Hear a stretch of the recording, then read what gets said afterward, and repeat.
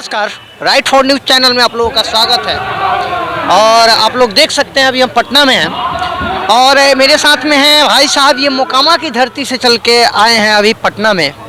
मोकामा की धरती से पटना में आने का उद्देश्य क्या है आपका? मेरा उद्देश्य है कि पद्म श्री जगदीश प्रसाद जी हम लोगों के बीच में अद्भुत ताकत है। वह अद्भुत ताकत खास करके जब डॉक्टर के रूप में थे तो कितना के बिहार ही नहीं पूरे भारत का जन कल्याण किए। और आज के डेट में ऐसा लग रहा है कि अब दलित का एक नया अवसर मिलने जा रहा है कि कुछ रोजगार की भी मतलब कि निश्चित इनसे आशा दिख रही है।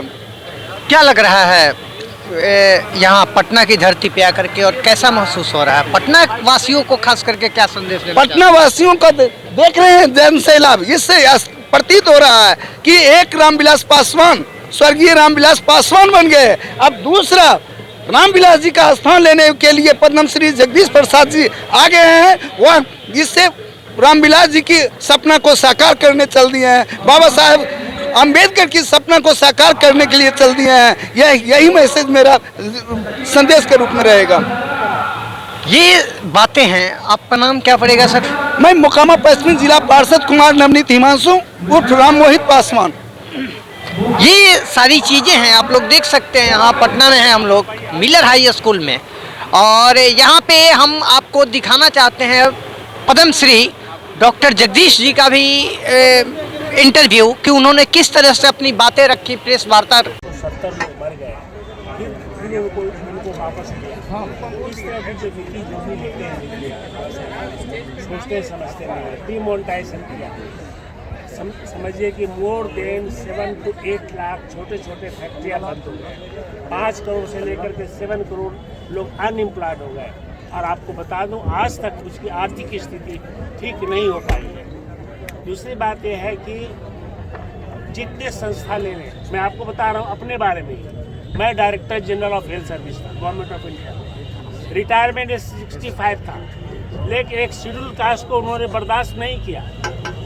और आपको बता दें कि एक आदमी को हटाने के लिए यानी हमको हटाने के लिए उन्होंने रिटायरमेंट एज को 62 कर दिया। अब सोचिए कि इससे बड़ी बात क्या हो सकती है। वो बोलने लगे कि आप तो इतना 8 साल रह लिए दीजिए। अरे जब मेरा कम उम्र में मैं प्रोफेसर बन गया, इससे मेरी क्या गलती? तो आप सोचिए कि एक शेड्यूल कास्ट को हटाने के लिए उन्होंने पूरे कानून को बदल डाला। और आपको ये बताते हुए मुझे बहुत तकलीफ होती है कि आज हमारे हटे हुए 2.5 साल हो गए। 9 डीजी बदल चुके हैं, कोई डीजी नहीं बना। सब ऑफिशिएटिंग है, सब ऑफिशिएटिंग डीजी है, कोई नहीं बन पाया आज तक। डीजी जो director general of health service की जो ऑफिस होती है वो सारा टेक्निकल गाइडलाइन गवर्नमेंट को करती है। तो एक बहुत बड़ा technical wing of the ministry खत्म हो गई। तो ये बहुत बड़ा इनकी सरकार ने गलत काम किया। और ये बता देता हूँ कि जब कोविड आया तो मैंने भी सरकार को ट्वीट किया कि हमारे जो लेबरर हैं उनको वहीं रखिए जहाँ पर है। अगर ये पूरे देश में चला गया तो हमारे पूरे देश में कोविड फैल जाएगा, लेकिन वो माने नहीं। एक तो बहुत सारी प्रॉब्लम है जो संविधान के साथ छेड़खानी का एक तो कारण ये है। दूसरा कारण ये है बिहार में आने का। मैं बता रहा हूँ कि मैं जब रिटायर कर गया तो मैं रिसर्च कर रहा था नेशनल इंस्टीट्यूट ऑफ इम्यूनोलॉजी। लेकिन जब एक दिन मैं अपने घर जा रहा था तो एक मजदूर के बच्चे को देखा जो 25-26 साल का था। तो मैंने कहा तुम्हारा नाम शिवाला के बेटे हो गया? तो जी हाँ।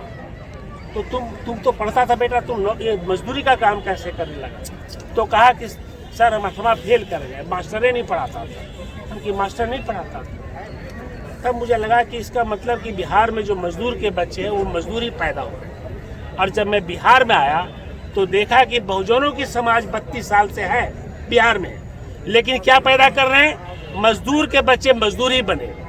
जितने हमारे माइग्रेंट लेबर थे, इनकी सरकार ने माइग्रेंट लेबर का नंबर को बढ़ा दिया।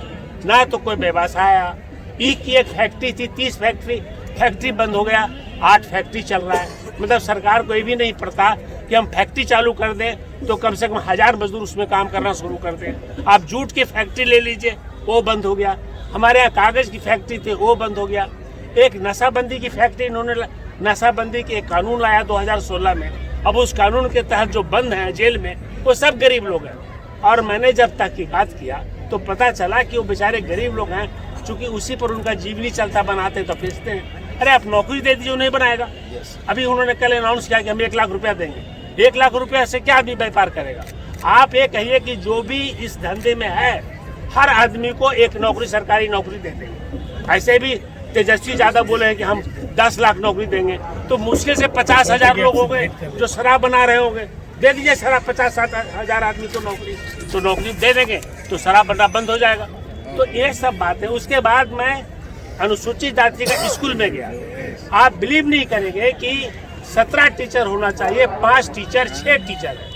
तो ये सरकार हमारे जो अनुसूचित जाति के परिवार हैं उनकी जिंदगी को बर्बाद कर रहा है। एक डॉक्टर जब ऑपरेशन करता है तो एक आदमी को मारता है, लेकिन ये सरकार पूरे परिवार को मार रही है, नहीं पढ़ा लिखा कर। तो आप ये सोचिए कि कितनी गलत काम करने जा रहे हैं। मतलब कि इतने सालों में अब इनको उन्होंने 87 स्कूल खोला है। हर स्कूल में 240 बच्चे हैं, यानी 240 परिवार, 240 × 87 कर लिए। उतने परिवार के बच्चे नहीं पढ़ते हैं, वो बेचारा क्लर्क या मजदूर के अलावा कोई काम नहीं कर सकता। उसमें से कोई अफसर नहीं बन सकता, कोई क्लर्क नहीं बन सकता।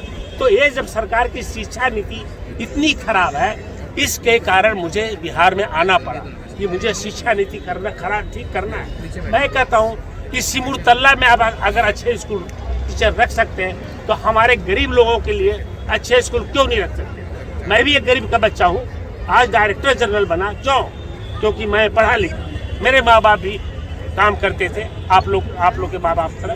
तो कहने का मतलब है कि जब तक विकास बिहार का एक ही कारण से नहीं हुआ, वो है शिक्षा। ये सारी बातें हैं। इन सब बातों को मद्देनजर रखते हुए मैं विभोर कुमार तिवारी आप सभी का धन्यवाद करता हूँ। जय हिंद, जय भारत।